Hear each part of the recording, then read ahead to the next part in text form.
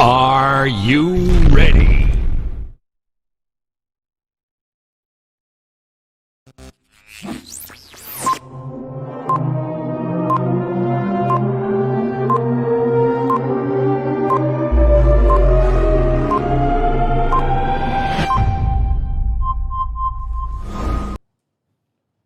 Assalamualaikum, salam sejahtera and good morning. Welcome to all viewers to watching us live through Board of Quantity Surveyors Facebook channel for today. Welcome to our forum for today, Adjusting to Normal, organized by the Board of Quantity Surveyors Malaysia. The aim of the forum today is to discuss issues concerning QS profession post-COVID-19 and also professional registration matters. I'm your moderator today, Dr. Muhammad Saiful Nizam from International Islamic Universities Malaysia. Sharing the floor with me today is our panel from public and also private sector. Allow me to introduce them. On my left, the first panelist is Surveyor Azuri Kamaruddin, a senior manager from ProLintas. And to my left, second panelist representing the Public Work Department, Surveyor Sabri Omar, who is currently a senior quantity surveyor from the Public Work Department. Ladies and gentlemen, before we begin, we would like to record our appreciation to the Board of Quantity Surveyors Malaysia's President, Datuk Surveyor Aziz Abdullah, and also the Board of Quantity Surveyors Malaysia organizing committees in making this happen for today. Before we start, just a short reminders from the Board of Quantity Surveyors today. Today is the 1st October. It's the starting day for our renewal registration periods. So get your CPD points ready. You know, for today, attending this program, you already earn yourself a 1 point for CPD.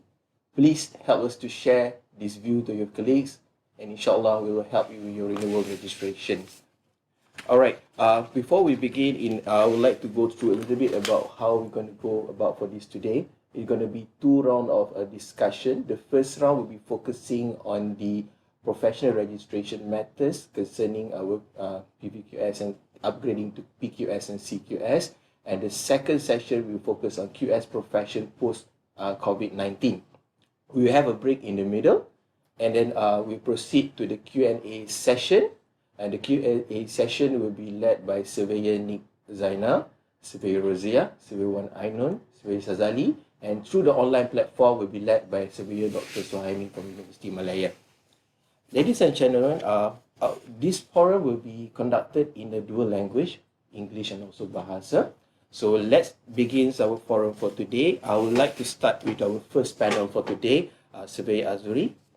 If I may start, Bismillahirrahmanirrahim. Surveyor Azuri, what are the impact of a COVID-19, in your opinion, to the construction industry?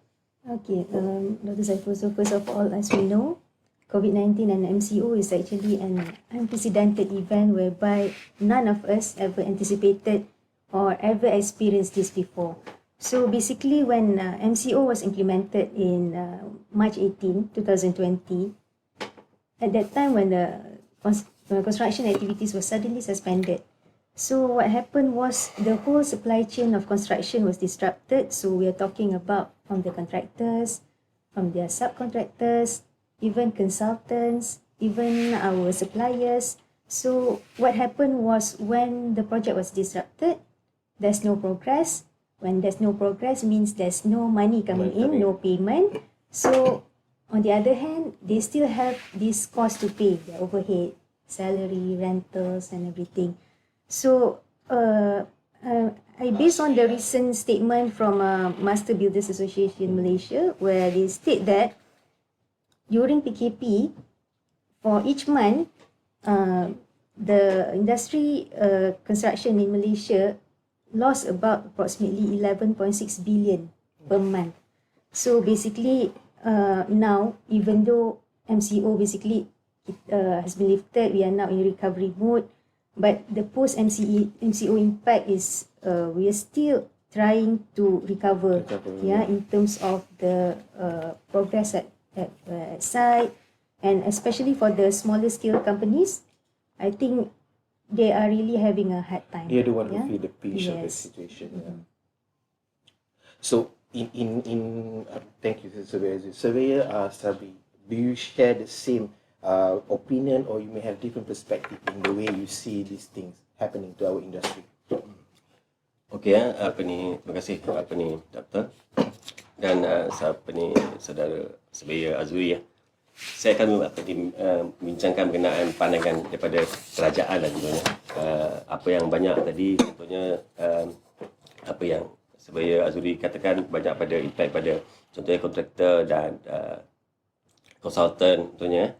Dan kita tengok impact daripada kerajaan pula contohnya. Sebab COVID-19 ni sebenarnya memberi impact kepada kerajaan, direct impact pada kerajaan daripada segi delivery project oleh kontraktor. Yeah. So of course projek yang sebelum ini dirancang, projek tidak dapat disiapkan tepat pada masanya dan memberikan impact delivery atau penyampaian pihak kerajaan kepada rakyat. So memang dekat sini kita tengok kepentingan rakyat juga terganggu. Ya. So seterusnya contoh kita faham contohnya memang kontraktor menerima impact yang kata direct impact mana dari segi perbelanjaan contohnya. So kerajaan mengiktiraf kesukaran ini dan MCO itu juga sebenarnya adalah daripada enforcement by kerajaan ya. So sebenarnya kerajaan telah pun memberi EOT sebenarnya lanjutan masa kepada pihak kontraktor dan lanjutan masa itu memang dia bersangkutan direct dengan MCO. So kalau kita tengok kalau macam saudara Azuri katakan tadi sebenarnya impact direct pada kontraktor belanjaan yang dikeluarkan.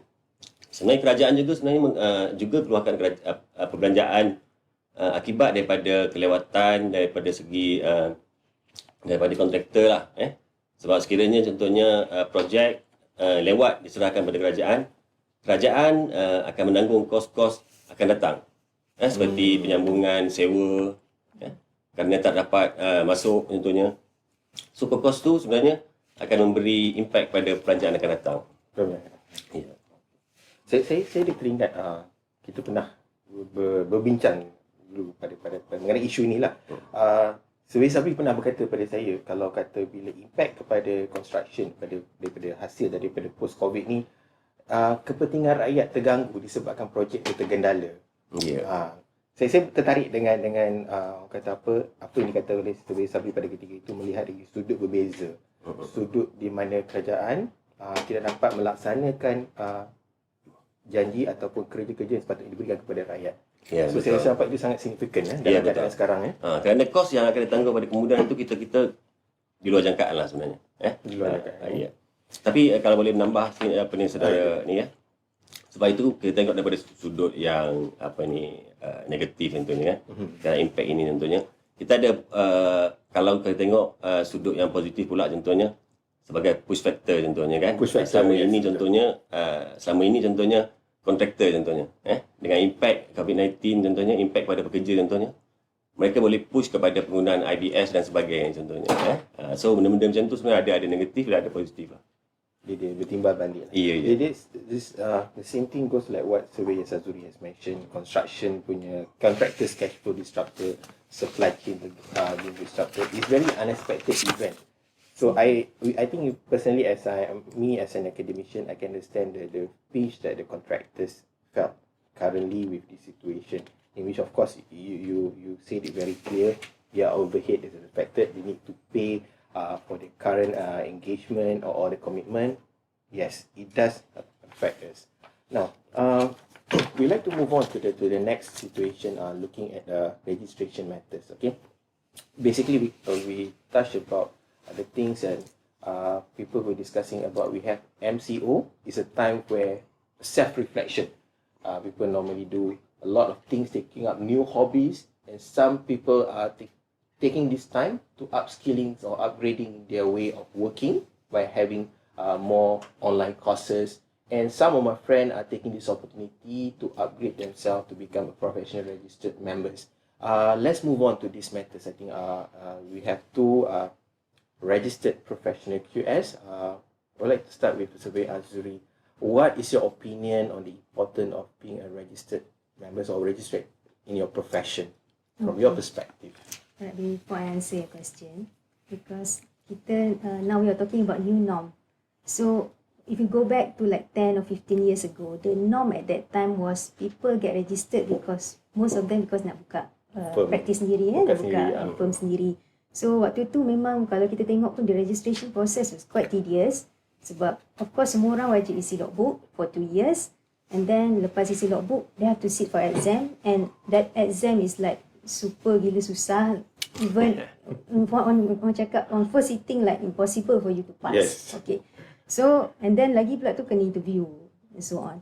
So, I think that waktu tu, I think most of the QS yang dalam industri, like, kita rasa macam somehow rasa kurang motivated lah untuk become registered because the process is tedious and kita rasa macam we don't see the importance. Kan, why should I go through all this?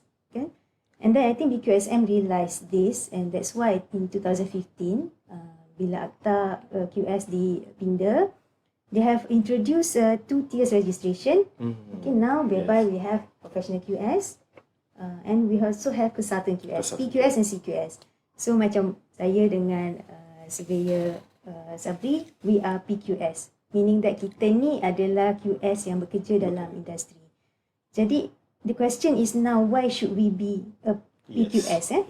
Okay, so to me personally ada banyak kepentingan, but I would like to highlight to me the most important, significant to be a registered QS because number one, when we be a registered QS, it means that we are being recognized by the board, that we have the necessary competency, the capability, the skill, and we also have the experience to execute our job as a QS.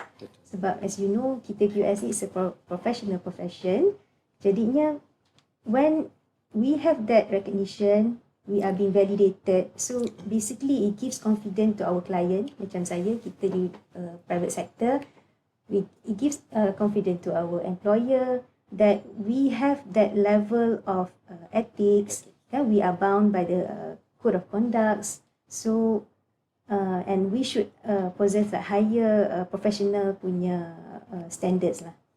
Okay, so I would like to link this to kata waktu zaman kita belajar kan, we have degree, diploma, and macam yourself you have PhD. I mean, it's important because that is a recognition that you have what that necessary knowledge to reach certain level.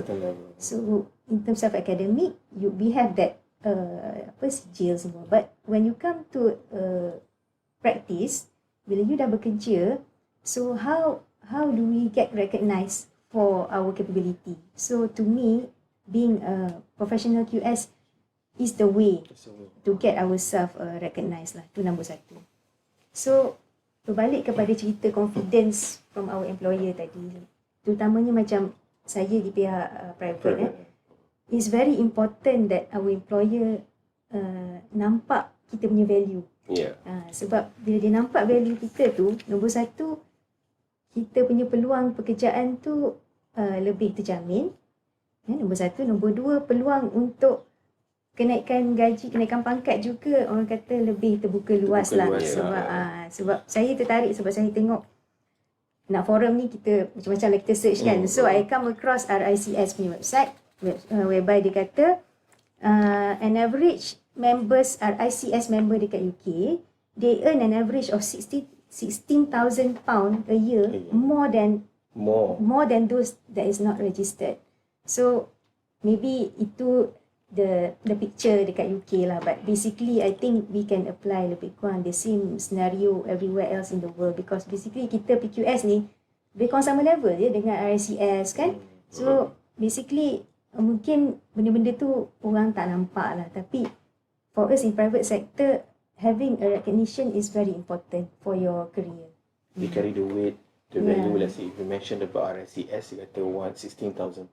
If you break into annually per month, 1,000 pound plus more or less. It is really significant, especially living there.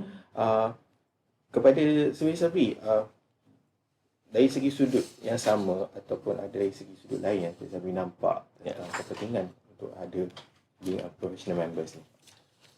Okey, kalau tengok daripada segi kepentingan tentunya, sebab kita nampak kat luar sana sebenarnya ramai kita punya QS yang QS PVQS contohnya.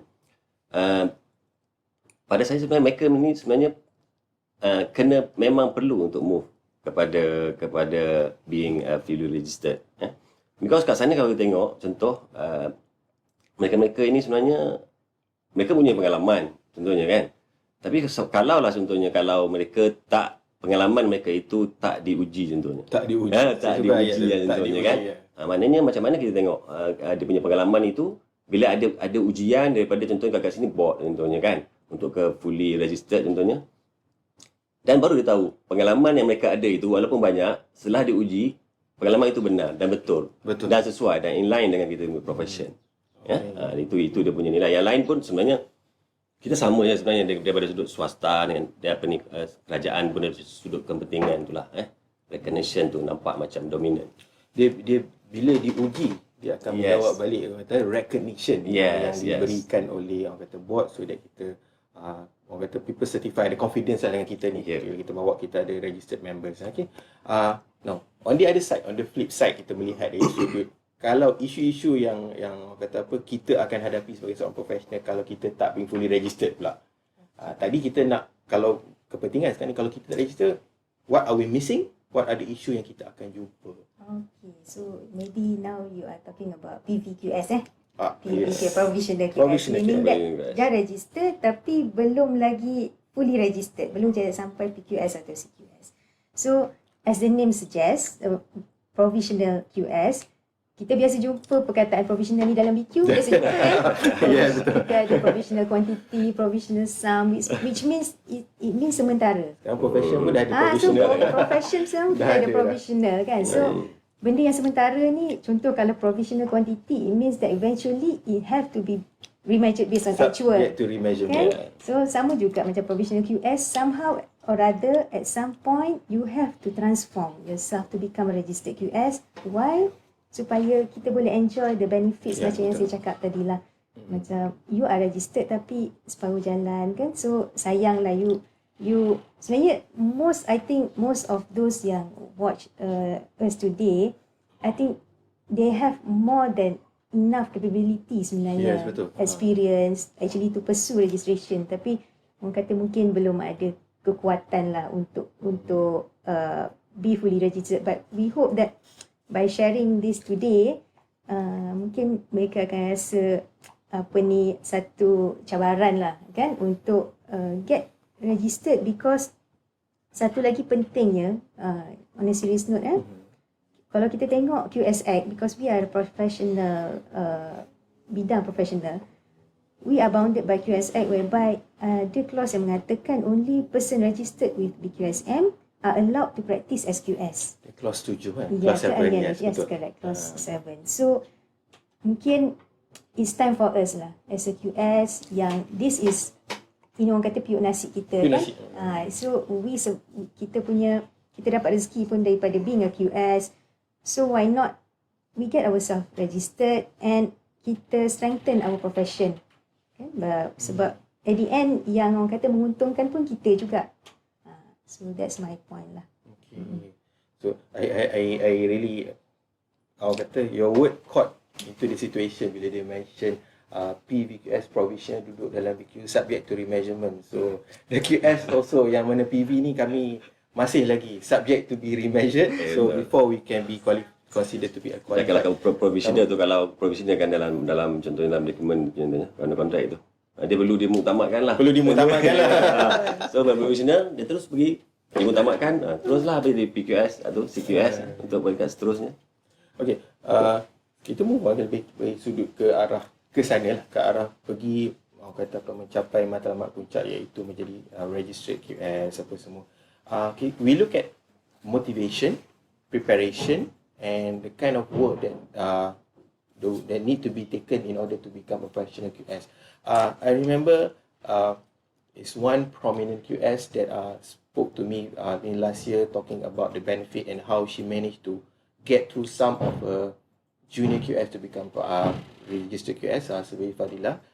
She mentioned to me that there is important of having a mentor to assist, and I'm sure Surveyor Azri has something to say because he shared with me some of her experience about motivating. Do you mind share to us about things about motivation and advice that you can get us on the PVQS to move forwards to become a PQS, a CQS? Okay. When you mention Surveyor Fadilah, actually, she is one of my mentors during my time when I want to get myself registered. So kita faham being registered ni is not easy because kita nombor satu, we have so many commitment. Everybody is so busy with our work kan. So macam dengan keluarga lagi, so dengan anak-anak lagi, so nak cari masa untuk buat benda ni is not easy lah. And then that's why to me memang betul apa yang you cakap tadi tu, mentoring is very important in order to push ourselves. So recently I have a trainee at my office come up to me and ask me, Kak Zuri, actually what's the perks of being a registered QS So I think macam memang some people memang rasa macam tak nampak the point, tak nampak. So when people ask me these questions, motivation or whatnot, like personally I like to share my own experience lah, because I pun baru je register actually 2016. So this is my 4th year of being a PQS. So basically I can compare myself before and after. So to me, from career point of view, I find it very rewarding. In the sense of, contoh ini just nak cerita je lah orang kata kan. Bila dapat kenaikan pangkat, salah satu point yang dalam borang kenaikan pangkat tu, the candidate is a registered QS. So maksudnya situ kita macam dah klik dah dapat satu point kan. So sama juga macam when saya bila kita macam di private sector, of course we kadang-kadang kita berubah kerja, tukar employer kan. Even bila dapat kerja baru ni pun, I was told that one of the reason I was selected is because I am a registered QS. You speak volumes, You speak volumes because bukan nak kata when you are registered you are better than anyone else.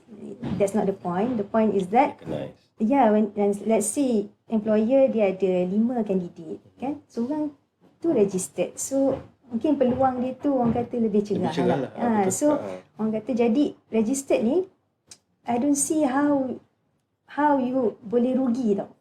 Tak ada kerugian kan. Dia semua at the end it comes back to us kan. Dia punya benefit, advantage. So when people ask for motivation, to me it's important lah untuk kita faham yang when we become registered, then the rewarding journey in terms of career, dan juga kita bila kita jadi registered, we can also encourage other people, guide other people, mentor other people, so that lagi ramai register is better for our profession actually. Bagi saya pasti sektor awam, public sector, Sabi ada pandangan tersendiri mengenai. Okay. Memanglah kita tengok kalau untuk tengok register QS tentunya, sebab impact dari segi penggunaan register QS sendiri memang sangat, orang kata, lebih kepada private sector contohnya sebab dia ada movement sampai kepada contohnya kepada bisnes sendirilah contohnya. Tapi dalam kerajaan juga sebenarnya kerajaan mengiktiraf sebenarnya apa kita punya untuk PQS ni, untuk registered QS ni tu. Sebab contohnya dalam kerajaan itu sendiri ni contohnya, mana-mana pegawai kerajaan yang sedang berkhidmat contohnya, kerajaan memang menggalakkan sebab kerajaan faham akan dia punya kepentingan lah, sebab dia penting daripada profession kan contohnya. Tapi sebenarnya kalau kita tengok daripada segi pegawai yang ada dalam kerajaan, mereka sebenarnya ada motivasi sendiri sebenarnya sebab galakan contoh bila kita cakap kerajaan kat sini, kita tengok sebagai JKR lah contohnya. So pegawai dekat dalam JKR contohnya dia memang ramai, profesional lebih kurang 4,000 macam itulah dia punya ni Memang kerajaan bila dia mengiktiraf satu benda contohnya, memang ada, sebab kerajaan susah nak mengiktiraf satu benda sebab dia kena at least ada peruntukan dia kat situ. Peruntukan. Ya.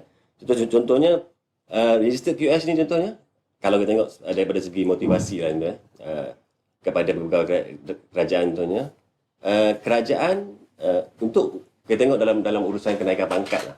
Kenaikan pangkat maknanya unsur-unsur seperti registered QS ni memang ada markah tersendiri. Dengan peranan. Maknanya 5%, 10%, mana ada tambahan daripada yang biasa lah. So ada kelebihan untuk pegawai untuk dari segi kenaikan pangkat lah. Seterusnya kita tengok dalam kerajaan juga contohnya, dari segi galakan memberi motivasi pada pegawai dia contohnya. Kerajaan contohnya untuk program CPD contohnya kan, macam mana macam kita kena keluarkan peruntukan contohnya kan. Tapi dalam kerajaan program CPD tu dilihat penting lah bagi untuk career development. Untuk pegawai itu update dengan keadaan semasa kan. So kerajaan juga kalau ada peruntukan pada masa itu memang dia akan menyokong lah. Dan peruntukan juga diberikan kepada pegawai tersebut lah. Ini itu penting untuk pegawai itu sendiri lah. Sama juga dengan kos untuk renewal dan sebagainya. Memang kerajaan memberi support sepenuhnya lah. Maknanya peluang terbuka luas. Maknanya segala support diberikan dalam kata dalam sektor awam dengan izin diberikan oleh pihak kerajaan untuk push kita. Kuesionya balik kepada kita lah kan. Ke mana kita nak pergi ataupun tidak. Okay. Ladies and gentlemen, saudara-saudari sekalian, during the course of forum ni, kita akan ada question and answer section. So, while you watching us having a discussion pasal topik-topik yang ada pada hari ini, please, we invite you to type questions.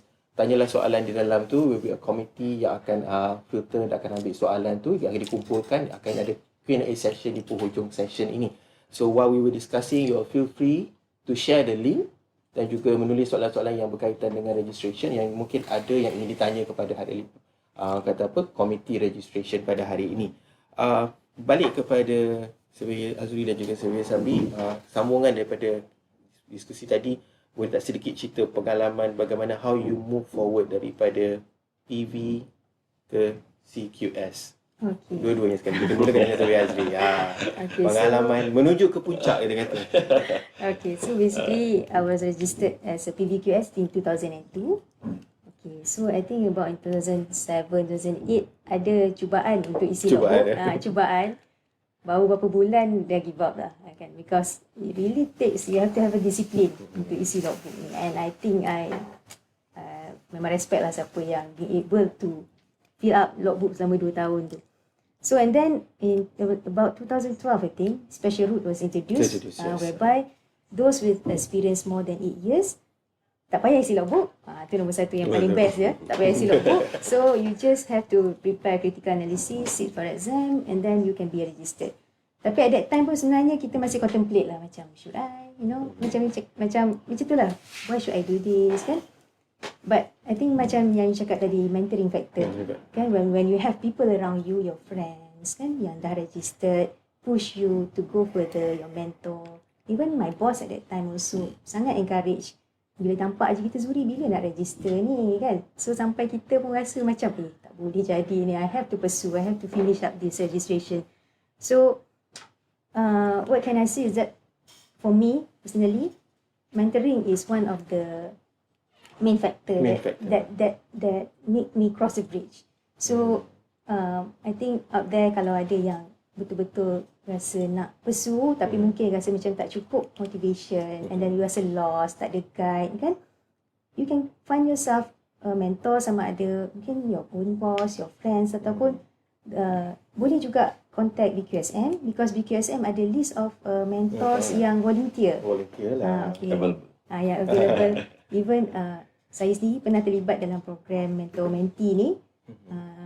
At that time 2 of my mentees berjaya jadi SR kan. So I think kita ambil lah peluang ni untuk, orang kata, instead of creating excuses, why not we look at what is available around us and make full use of it. Maybe there's some of the viewers here asking, we keep on mentioning mentoring. Maybe share apa sebenarnya mentor ni buat. Okay. Maybe you can share your own experience. Macam mana you mentor. Okay. Bila kita buat registration ni, kita wajib ada supervisor. Yes, Supervisor tu orang yang directly supervise us Supervise kita. dekat tempat kerja. So mentor ni, it can be the supervisor itself or it can be someone else outside the organization yang orang kata macam sideline. Kalau ada Batman tu dia ada Robin dia kat sebelah. Okay. So I have Analogy. my own Robins Yeah. around me yang support me throughout this process. Okay. Push you so that you rasa dah nampak macam slow, diam kan. Tiada lah di call. Kan, di WhatsApp, apa cerita kan, lama senyap ni, bila nak submit critical analysis, you know. So, these people eventually, I think it is good to have your own mentor. It's a driving force untuk Yes. kita move to another level. Bagi Cik Sabri, Kita pun sama-sama sebenarnya, pada saya pun sama je sebenarnya. Sebab kalau tengok ada sejarah sebenarnya, kalau masa saya Azuri dan saya contoh, kalau tengok saya sebenarnya kalau masa tu panggil graduate QS. QS, Saya graduate. Saya pada tahun 2000 graduate sebenarnya. Kalau tengok tempoh masa tahun 2001 itu untuk kepada profesional QS contohnya 2017 contohnya. 17 tahun contohnya kan. Dia punya perjalanan. So kalau di luar sana contoh, kalau yang nak ikut kita orang sebenarnya contohnya kan, sebenarnya kita lewat sebenarnya tapi ambil effort tu. Effort untuk terus move. Kita tak nak tengok jadi PVQS dia jadi macam daripada macam saya 16 tahun. Jangan sampai 20 tahun PVQS tu dah takut-takut jadi tukun kat situ. So kena move forward lah. Kalau ikut pengalaman saya pun sama juga pun. Kalau ikut dari dulu kita tengok kita belajar Kita belajar contohnya daripada grad tahun 99 2000 untuk grad kan. So masa tu sebenarnya kita dah ada ikon lah contohnya kita tengok kan. Maknanya ada somebody yang kita tengok. Dia maknanya berjaya daripada segi dia punya kejayaan. Tapi untuk menjadi seperti dia contohnya, kita kena ada apa yang dia ada. Untuk laluannya sama contohnya kan. Of course dia ada register QS, kita pun mesti ada register QS juga lah. So itu je lah. So yang lain lebih kurang sama je lah. Ada idola dan kita melihat betapa disiplinnya dia, committednya dia, cara pemikirannya, mungkin itu bagi faktor membantu Cik Sabri untuk push. Cuma satu lagi apa ni doktor contoh macam saya dalam kerajaan contohnya kan, sebenarnya register QS ni contohnya dia memberikan pilihan pada saya contohnya, sama ada saya ada servis lebih kurang 16 tahun lagi contohnya. Sama ada terus sampai pencen atau punya pilihan contohnya kalau you dah ada professional QS tu terus pada QS contohnya, mungkin you boleh ada pilihan, maknanya stop as a government punya ni dan boleh buat sendiri. Kan hidup lebih best kan kalau ada pilihan. Itu je lah. Dia orang kata macam Zuri cakap tadi, kata peluang tu terbuka lebih luas. Maknanya bila kita ada registration, kita ada recognition yang di mana dunia luar akan melihat kita sebagai seorang yang profesional dan berkaliber dalam yang kompeten. Baik, terima kasih Surveyor Sabri di atas perkongsian pengalaman saudara dan saudari menuju ke puncak. Okey. Saudara, kita akan berehat sebentar bagi memberi laluan kepada pesanan penaja dan kita akan berjumpa kembali selepas ini. Silakan.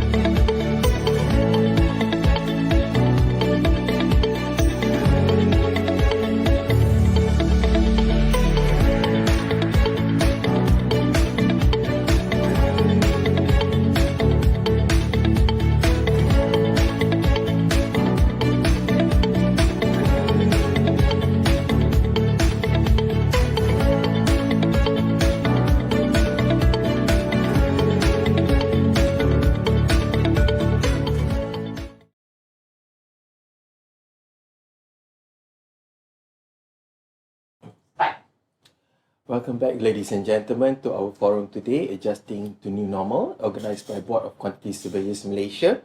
A quick reminder for today, for all the viewers out there, please share your link.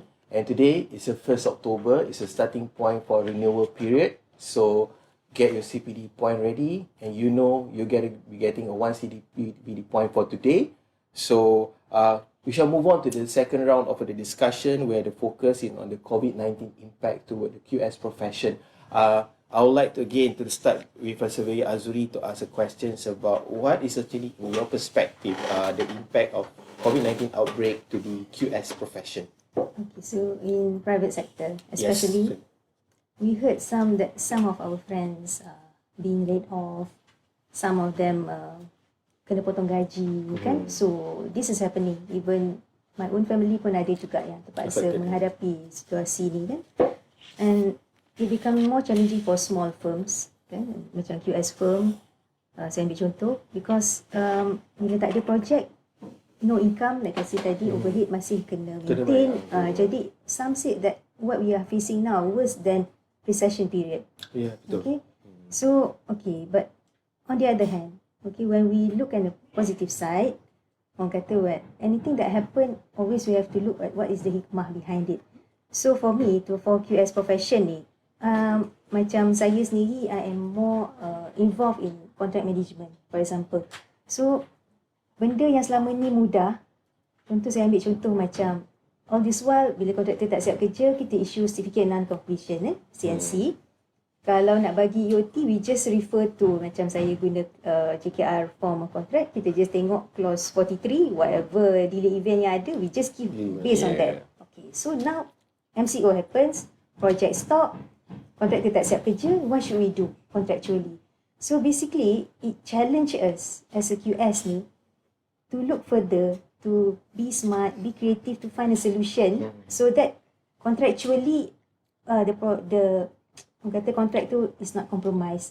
So sebagai contoh what we did macam in my company, contohnya kita rasa it's unreasonable for us to issue CNC or charge LED because of course definitely this is not the contractor's fault, the delay. So what we can do, we waive the issuance of CNC. And EOT pula mungkin kita boleh guna model daripada JKR sendiri memberikan EOT. Cumanya kita masih debate sama ada benda ni jatuh bawah kategori force majeure ke tidak ke kan. I think for once we really look apa maksud force majeure ni kan. Selama ni tak pernah baca pun clause tu. I think for now I think everybody like debating kan kita ni senario ni kalau ikut formal contract ni yes it's force majeure. Kalau kita tengok JKR tak ada pula mention the word pandemic, MCO kan. So kita sendiri pun rasa macam certain things we are still uncertain lah because this is all new to us. But take it as a challenge because it definitely will improve kita punya skill juga. Especially macam macam myself, I deal a lot with contractors yang of course macam cakap tadi yang kerugian 11 billion per month tu. I mean they really incur this cost kan. So bila kita kata benda ni force majeure, definitely diorang tak boleh claim. So masing-masing rasa resah kan, consultant. So what happened to all this cost kan, siapa nak tanggung? So kita SQS yang manage the contract contohnya, we have to play role kan. Kita punya negotiation skill, macam mana kita communicate with our contractors, how we want to calm people down so that people will start work, feel comfortable. Then eventually what we want is a win-win situation lah. Kita bukannya because I'm an employer, you tak boleh claim. I mean this is not the time to do that lah kan. Because we have to be reasonable. And as a QS also, di samping contract, mungkin kita kena faham juga si law itself kan. Because now we're talking about COVID-19 bill. So everything is new. Tak pernah lagi berlaku sebelum ni kan. Jadi slowly I think we when this happen, to me personally, I think there's so many things that I learned in this situation. Yeah, in this situation, yeah. So that's the positive side of it.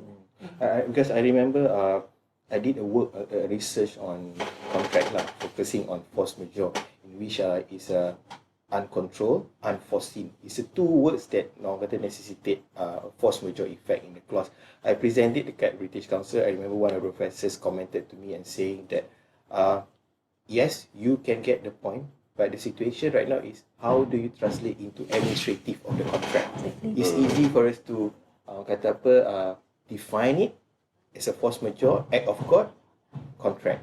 How you run it. Saya pasti Surveyor Sabri pernah mengalami situasi act of God dari segi force majeure dalam kontrak. Sedikit Tak adalah, kita pengalaman yang boleh dikongsikan betul. daripada segi COVID-19 Sebab apa yang jadi sekarang contohnya, sebab kita bila saya sebut kerajaan sebenarnya kita dia merujuk pada JKR lah. JKR. Contohnya, kan. JKR ni agensi pelaksana kerajaan contohnya kan. Dan dia ada, kita sebenarnya bila mencontoh pemberian IoT contohnya, kita sebenarnya terikat dengan prosedur kerajaan contohnya. Contohnya kita memang dalam pemberian IoT disebabkan oleh COVID-19 ini contohnya, memang kita mengikut MOF Kementerian Kewangan dalam tata cara atau dasar yang dibuat oleh Kementerian Kewangan lah contohnya. So apa yang digunakan contohnya dalam pemberian IoT, dia menggunakan prinsip force majeure. Saya rasa memang mungkin tak IP juga kontraktor kan. So rasanya, tapi kerajaan saya rasa bersedia contohnya bila dia menggunakan prinsip force majeure tu, contoh apa-apa pertanyaan, persoalan daripada pihak yang satu lagi contohnya kontraktor ke apa, ingat dia boleh tanya pembuat dasar kita lah. Itu je lah kan. Okay, so saya akan kembali kepada soalan ini kepada Surveyor Sabri. Apa pandangan Surveyor Sabri tentang masa depan QS profession ni, kata dari segi sudut post-COVID ni, dari segi sudut new skill development, perkembangan tenaga pakar baru dalam bidang kita ni. Okey, kita tengok kat situ dia punya keyword dia contohnya COVID-19 contohnya, new normal dan normal kan. Kalau kita tengok dekat luar sana contohnya, sebab saya ada kerajaan kan contohnya, JKR, kita tengok apa yang normal bagi kita profession kita contohnya adalah daripada dia punya servis itu. Normal bagi dia orang contohnya daripada anggaran awal itu sampai program utama. Normal normal. Kita tolak sekejap COVID-19 itu, kita go to new normal contohnya Kita ambil perkataan new normal tu contohnya. Dan yang tadi tu servis contohnya kita kembangkan dan kita adapt dengan keadaan sekarang lah contohnya. So sebenarnya keadaan sekarang kita tengok dalam waktu singkat lah 5 tahun ke belakang contohnya, sebenarnya kita punya landscape industri binaan kita sedikit macam berubah lah contohnya. Ini disebabkan rasanya oleh contohnya memang kita rasa kita punya peruntukan contoh kerajaan lah tengok penyediaan peruntukan untuk penyediaan untuk projek contohnya besar. Tapi sekarang sebenarnya kalau tengok saiz projek yang besar kan contohnya membuatkan belahan kek itu pun menjadi makin kecil. So number of projek itu makin kecil. So contoh kalau kontraktor lah contohnya, kalau saya lah contohnya kontraktor contohnya kan. Bila kita contohnya bila ada sekarang, kita dapat projek sekarang, tengah buat projek sekarang contohnya, kita automatik tengah rasa kesukaran untuk mendapatkan projek akan datang. So apa yang jadi sekarang, kontraktor akan menggunakan sepenuhnya dalam masa sekarang, yang projek yang dia datangkan sekarang contohnya, mengambil contoh bukan kesempatan contohnya membuat seperti macam ada satu income lah contohnya daripada segi disebabkan oleh kelemahan kontrak itu sendiri, atau kelemahan tampilan kontrak, atau kelemahan kondisi kontrak contohnya. Dekat sini kita tengok ada ruang untuk QS masuk contohnya. Sebagai penyedia claim contohnya, tuan tak kisahlah you on behalf kerajaan ke, kontraktor ke, ataupun developer ke kan. Contoh you sebagai profession yang paling ideal lah untuk membantu dia orang dalam menyediakan tuntutan lah contohnya. Claim consultant Ya, claim consultant. Tapi before that claim consultant masuk, dia mestilah kena ada registered member Ya. Untuk menjadi consultant itu something benda baru lah yang yes, masa hadapan. Then saya nampak juga, I've seen this situation bila kata COVID comes in, everybody rush into something new norm working dalam construction, digital transformation. Digital transformation maknanya penggunaan teknologi maklumat, penggunaan IT semakin ketara, investment banyak dibuat.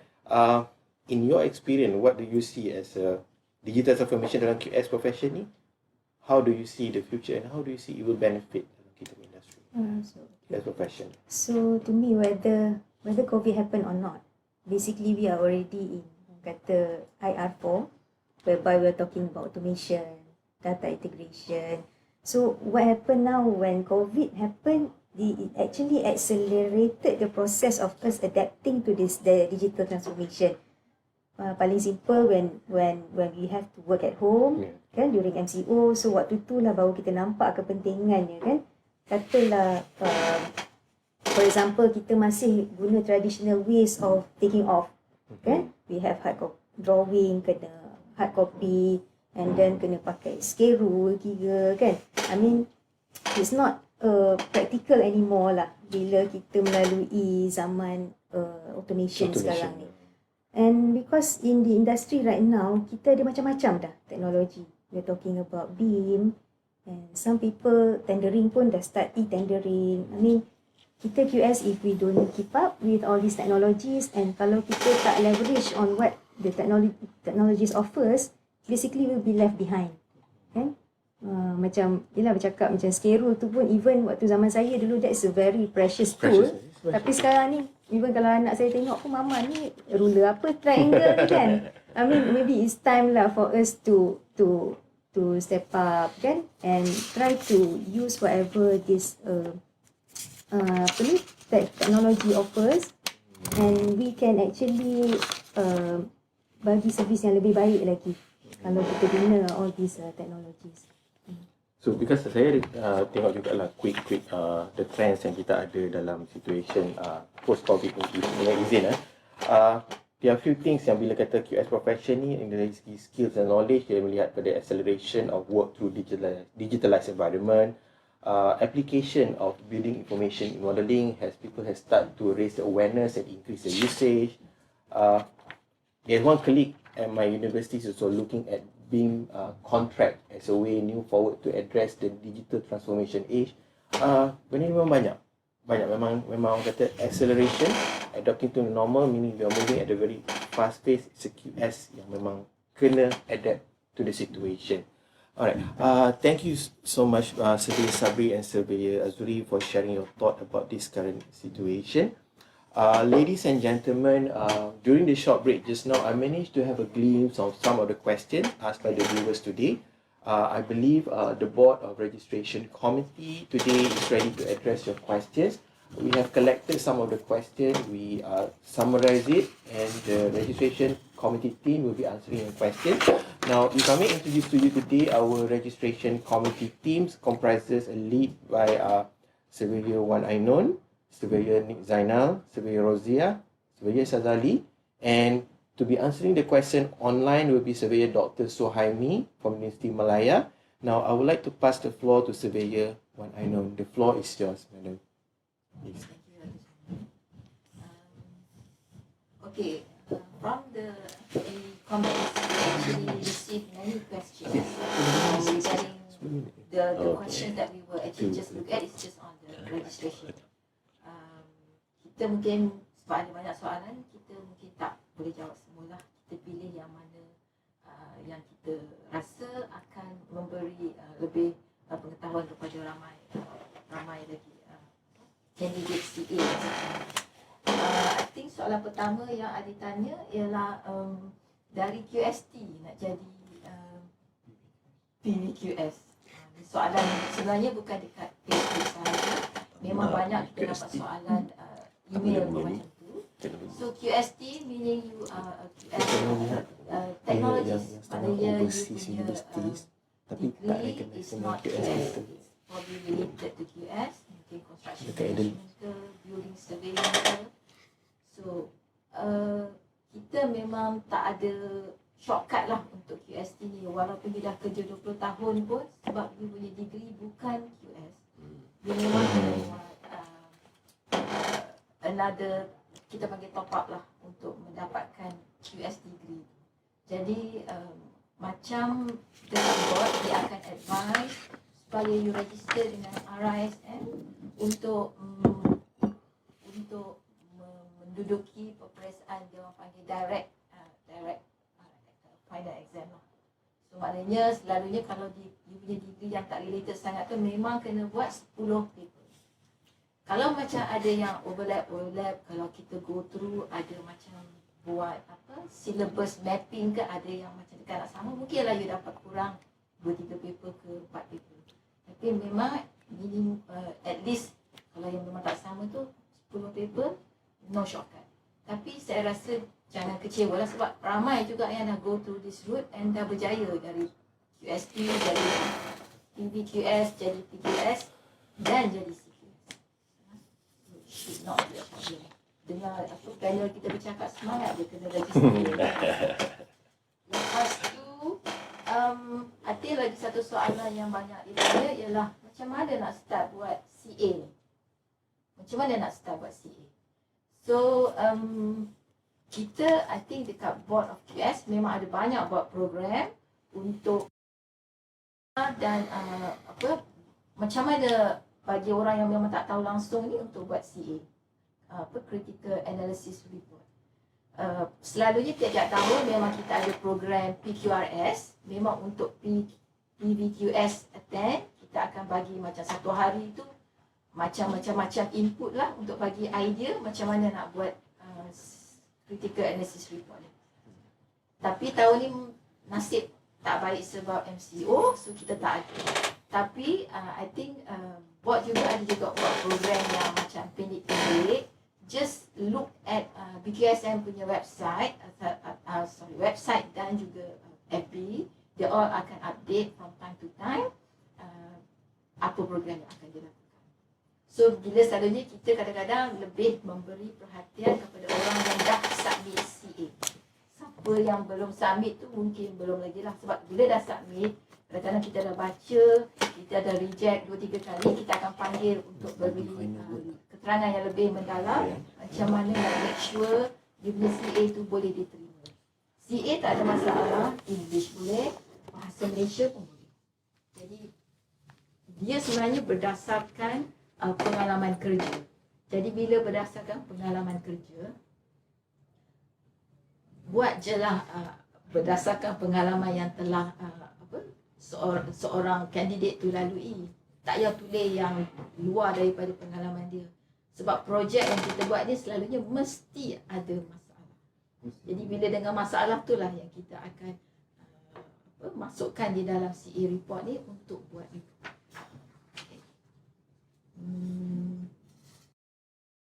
Jika yang boleh kita jawab, soalan yang lain-lain kita akan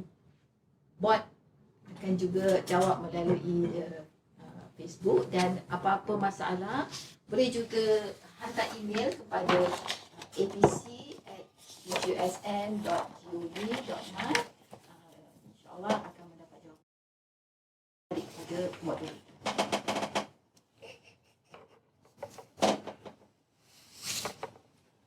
Okay, thank you so much, Surveyor Wan Ainun, for sharing, answering the questions.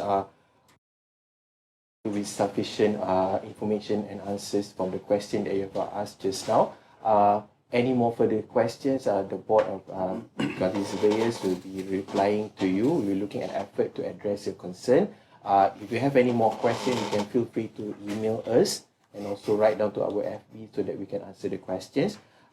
Ladies and gentlemen, looking back at our forum today, there are several key issues or key points raised by our panel today. Obviously, we go one by one. Is for looking from the impact of a construction post-COVID. We are looking at the situation where contractors' cash flow is being disrupted, the supply chain is being disrupted, how the pinch fell by the contractors, big or small, that affecting their cash flow and also financial consequences from this situation is unprecedented and uncalled for. And for the registration matters, this is a time where we look back at how important to be a registered QS, to become an SRA, CQS or PQS. Is a testament that you have been a qualified person, that you have proper capability and experience that instills the confidence level to your clients. And please, ladies and gentlemen, I think some of us may be out there, we're looking at, if you want to have a CQS, we are looking at having a firm. there are different ways of looking at things, and things Surveyor Azuri and Surveyor Sabri have put it in a different dimension. There are more opportunities open once you become a registered. One of it is become like a claim consultant as a new forward of looking at the profession, the dynamicism of the situation. Now, if I would like to give an opportunity to Surveyor Azuri and Surveyor Sabri for the last few words before we end our session today. Surveyor Azuri, you want something that you want to share to the audience for today? Okay, so sebagai penutup so I menyerulah my friends out there yang belum register lagi, please get yourself registered now, because I think pandangan saya lah, even saya sendiri pun sebelum jadi PQS, kita masalahnya sebenarnya datang dari diri kita sendiri. Kadang kita rasa kita tak layak untuk that SR tu. We think that kalau kita jadi SR ni rasa macam this is not for me lah, I tak sampai lagi that level, you know. So yang menentukan you sampai ke tak level tu sebenarnya is board. Itu kerja dia untuk buat assessment, untuk tentukan sama ada kita layak atau tidak. Dan even kalau kata CA kita macam yang Surveyor Ainun cakap tadi, even kalau CA kita be rejected ke, jangan take it as a point untuk give up, because eventually percayalah you akan pass juga with their guidance. So I juga nak highlight, being a PQS ni is actually it's not really about experience pun, because kalau ikut statistik daripada board, we have a youngest PQS right now register pada umur 26 tahun. So maksudnya bila dia habis belajar within 3 to 4 years dia dah jadi registered QS dah. So the purpose of being PQS ni is not really the evaluation basically will be based on kalau you punya experience 5 tahun, board akan tengok you punya level lah. Of course dia expect your CA takkanlah sama macam orang 20 tahun kan. Betul. Jadi experience semua tu is actually let the board evaluate lah. Kan we try, kita cuba dulu submit kita punya critical analysis and see what the board punya feedback, because most of the time yang buat ni I think eventually they will get registered kan, insyaAllah. So hopefully the session today ni akan bagi motivation, give some challenge untuk yang belum register di luar sana, supaya come on, make this a new norm for us, that once we get into the profession, the industry, our first aim should be I must get registered. I must be a professional QS for the sake of myself and for the profession. Saya Sabri? Saya pun buat benda yang sama contohnya. Marilah kita contohnya bersama menyokong board kita lah contohnya. Contoh pada yang dah register tu, contohnya mintakan kawan contoh yang mana yang baru grad contohnya terus contohnya register dengan board agar dia punya perjalanan dia pada awal kan, kita tengok dan dia boleh terus, kata jangan tunggu-tunggu lagi lah takut jadi macam kita kan. Kalau kita buat nasib baiklah awal daftar kan, ini takut daftar pun lambat dan peringkat seterusnya kita takut lambat lah contohnya kan. We are not a good example. Jangan tiru kami lah berbelas tahun. Effort yes. But eventually alhamdulillah lah, orang kata daripada professional alhamdulillah lah. Orang kata grad jugalah kan. Tapi don't take time too long macam kita orang lah. It can be done within like 5 years experience sebenarnya you dah boleh sangat dah pursue registration. Saya juga kalau nak boleh tambah contohnya kan. Silakan. Saranan kepada board contoh kan. Kita kena tengok kalau boleh zoom kat sini kan, professional quantity surveyor kat sini kan, yang 2722 ni kan. Kenapa contohnya dia tak boleh bergerak ke atas contohnya kan? Dia ada kenapa? Apa dia punya reason tak boleh gerak ke atas contohnya? Mungkin sebab tu boleh dibuat oleh board lah contohnya untuk membantu dia orang ni, ataupun mereka ni mungkin kerja bukan dalam industri ni mungkin jugalah Satu pandangan yang menarik kita melihat dari segi statistik ni, orang kata satu inisiatif perlu dilakukan bagi pihak kita di board ni untuk melihat bagaimana push factor, sebab-sebab dan kaedah-kaedah strategi untuk kita menaikkan lah. I think the answer ada pada penonton yang kita ada pada hari ini. You know better. InsyaAllah we'll be in touch to you to help you to increase, to move from the PQS to another level. Okay, terima kasih Surveyor Sabri dan juga Surveyor Azuri. We have come to the end of this forum for today's. Ladies and gentlemen, this is the final words that maybe on behalf of the pesanan penaja daripada board. Today is a starting day for your renewal. Please proceed with your renewals of your membership and get involved in the starting point of your professional registration to move forward to the CQS and also the PQS. All right. On behalf of the panels today, we would like to thank Board of Quantity Surveying for inviting us to giving us the opportunity to be here to share some of the experience to you. Before we end, I would like to quote one simple quote from actor Denzel Washington, which is state that there is no passion in playing small and settle for the life that the one that you are capable of. What he's trying to say is that try to aim big in life. Don't settle for something that is less than what you're capable of. To end of this session, my piece of advice to you, take your chances professionally. With that, Assalamualaikum warahmatullahi wabarakatuh. See you again. Goodbye.